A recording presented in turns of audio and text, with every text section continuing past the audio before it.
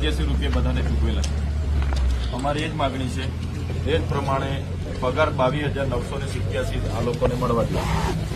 ત્યારે આ લોકોની બધી તૈયારી છે। તમે જો હમણાં જ 22,987 પ્રમાણે 127 લોકોની હમણાં જ જેબીએમ કંપની હમણાં જ બાહેધરી લખીને અમને આપી દેતી હોય તો અમે હમણાં આંદોલન સમેટવાના છે। અગર તમે આજે પણ ગોળ ગોળ વાત કરો અને ટાઈમ પાસ કરવાની વાત કરશો તો અમે પછી એસઓયુ સત્તામંડળની સામે કાં તો ત્યાં રોડ છે નર્મદા માતાની જે એસઆરપી ગ્રુપ બેસે છે ત્યાં જઈને અમે બેસવાના છે।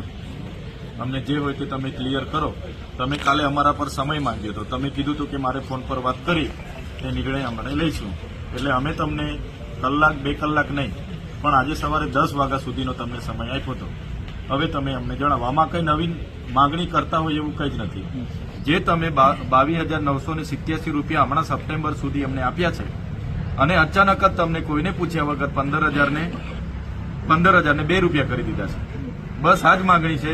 જૂના કર્મચારીઓ છે, આટલી તમારા માટે મહેનત કરે છે, ઈમાનદારી નિષ્ઠાથી કામગીરી કરે છે, તમારો પરિવાર છે, એમને તમે સાચવી નથી શકતા તો આજે અમારે બધાએ આવીને અહીંયા ધરણા પર બેસવું પડ્યું છે। એટલે 22,987 જે એમની માગણી છે, જે તમે હમણાં સુધી સપ્ટેમ્બર સુધી આપી, એ ચાલુ કરવા માંગો છો કે કેમ તે ખુલાસો કરો, નહીં તો પછી અમારું આંદોલન તો નિશ્ચિત સમય માટે ચાલુ રહેશે।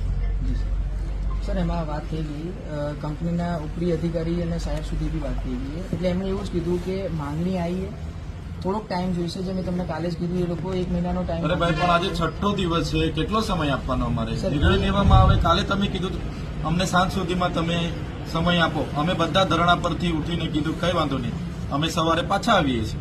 સીઓ સાહેબ હતા, ડીવાયએસપી હતા, ડીસીએફ હતા, બરાબર, અધિક નિવાસી કલેક્ટર હતા, એમની સામે તમે અમને અમારા જેવા ધારાસભ્યો હોય, જિલ્લાના પ્રમુખ હોય, 2 પ્રમુખો હોય, અમને તમે વચનો આપીને તમે જાઓ ને હમણાં પાછા કહે છો કે હમણાં હજુ સમય। એટલે આવી ગોળ ગોળ વાત નહીં ભાઈ, જે વાત કરવાની હોય સીધી કરો, હા તો હા, ના તો ના, વાત કરો પૂરી।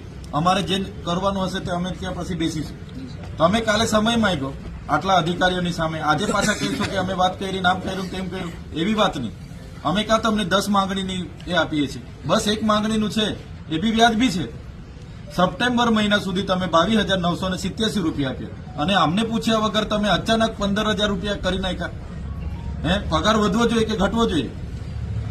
તમારી સાથે આ લોકો 6 7 વર્ષથી તમારી સાથે સેવા આપે છે, તમે આટલા પ્રોફિટમાં છો તો તમારે પગાર